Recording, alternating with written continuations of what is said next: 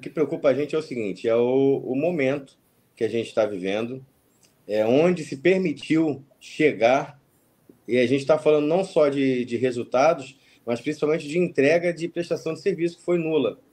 E já ao longo dessas 11 rodadas, já havia se detectado em outros momentos que precisava haver uma troca. Na minha humilde opinião, a troca de treinador é só a ponta do novelo. O que a gente precisa ter, logicamente, é algo que a gente não tem hoje, que é um comando, que é alguém que possa dar respaldo para esse treinador trabalhar. Hoje que a gente vê no Vasco uma falta de identidade. Se você pegar o treinador aí, ele não tinha nenhum tipo de identidade, a gente não está dizendo aqui que tem que ser torcedor do clube, mas precisa entender qual é o tamanho do clube. E qualquer que seja o treinador que seja especulado ou que venha, precisa ter essa identidade. Mas isso, se o treinador for forasteiro, só pode ser incutido se quem estiver acima dele tiver a verdadeira e real noção do que é Vasco da Gama. Hoje, na nossa estrutura, e vou reiterar, a gente sempre vai defender o profissionalismo. Eu, particularmente, sou defensor de um modelo de gestão híbrida, que é para a gente poder também ter pessoas dentro do clube para poder, além de auxiliar, referendar o trabalho dos profissionais, ajudar a auditar determinadas situações.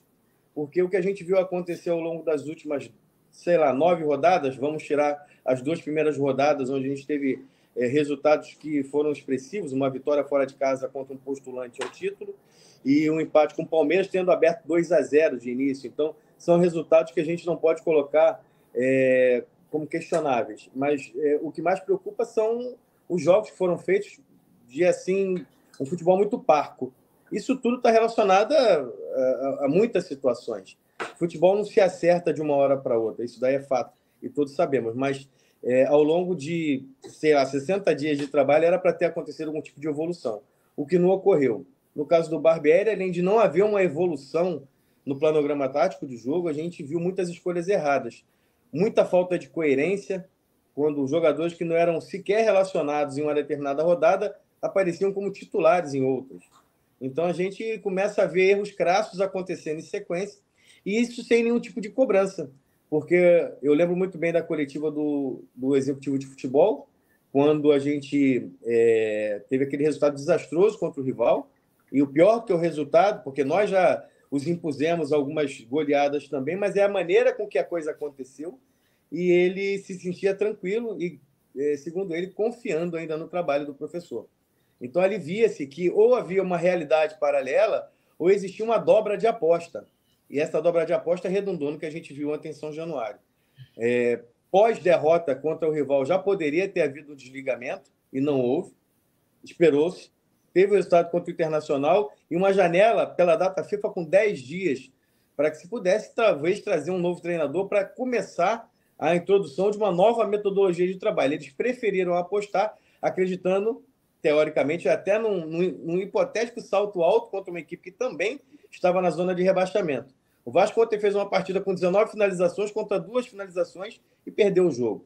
Existe uma mentalidade já muito, muito, muito derrotista dentro do elenco. É preciso sacolejar, é preciso chacoalhar o elenco e é preciso, sim, mudar a estrutura. Não só a estrutura da ponta do novelo, como a gente falou, que é o treinador, mas, na minha opinião, o Abel, que é uma pessoa a quem a gente respeita muito, tem toda uma história no futebol, mas que, no meu entendimento, humilde, não tem condições mais de entregar uma prestação de serviço enquanto coordenador de um clube grande. A gente precisa muito, muito, muito que o executivo ou venha a público dizer o que está ocorrendo, ou para poder se proteger, ou que ele entregue o boné, porque, para começar, a sua escolha foi inadequada, na minha opinião, também, porque houve muita justificativa, mas ele já foi auditor do STJ, e isso nada tem a ver com desenvolvimento. Futebol se faz com relacionamento, se faz com peso, se faz principalmente com trânsito em toda a seara que está envolvida no futebol, com outros clubes, com outros empresários, é preciso se relacionar. E o Vasco teve uma estrutura viciada de contratações junto ao Internacional, agora junto ao Santos, com poucas contratações, das até agora 18 que foram feitas, com 3 ou 4 que a gente pode anuir positivamente. E quem está tentando salvar o Vasco dessa draga é quem já estava aqui no modelo associativo.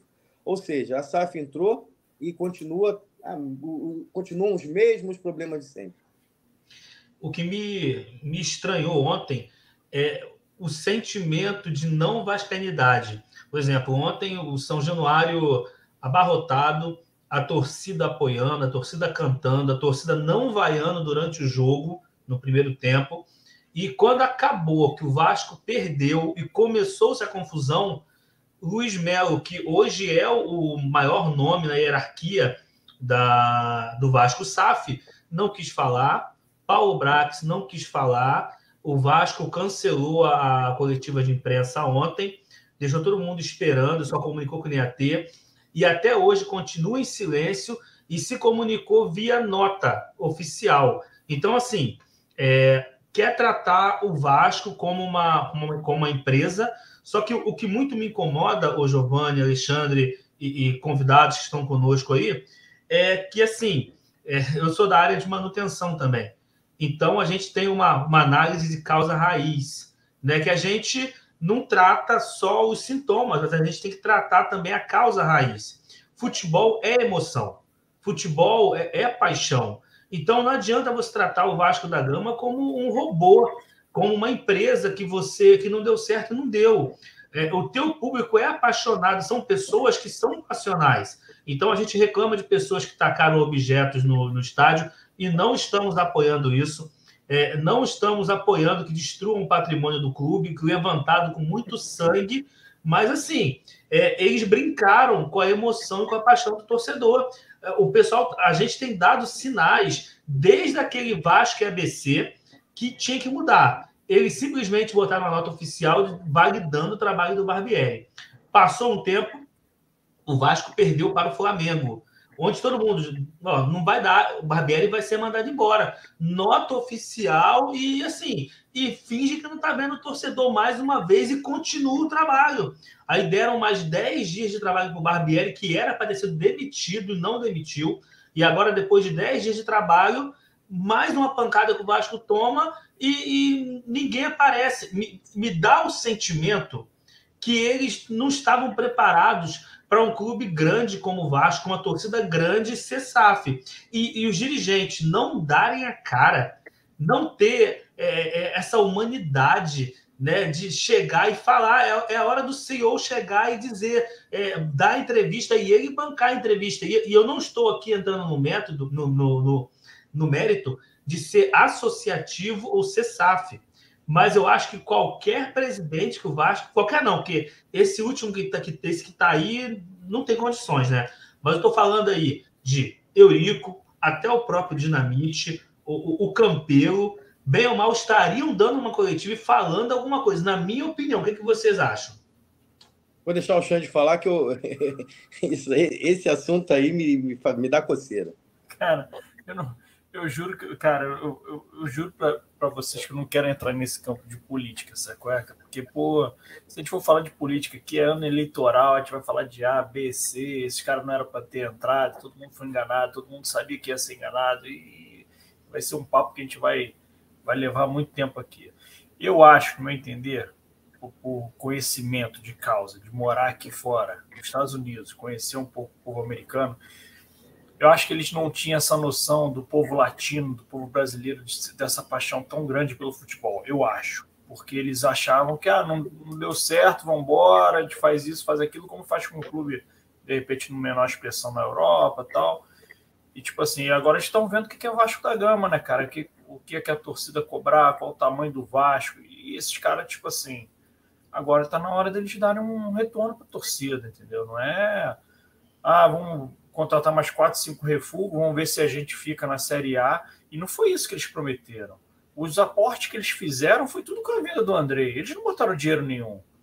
E o dinheiro que eles estão pagando salário foi o dinheiro que entrou no Vasco, não foi dinheiro que eles botaram. Cadê o aporte? O cara não falou que a gente ia jogar de igual para igual em questão de orçamento com o Flamengo? Foi falado por eles, não foi falado por ninguém. Se fosse Eurico falando isso, se fosse Bravata falando isso, porra, ia ser uma puta de uma bravata, falar assim, cara bravateiro, se fosse o Leven, porra, lunático, é isso, aquilo.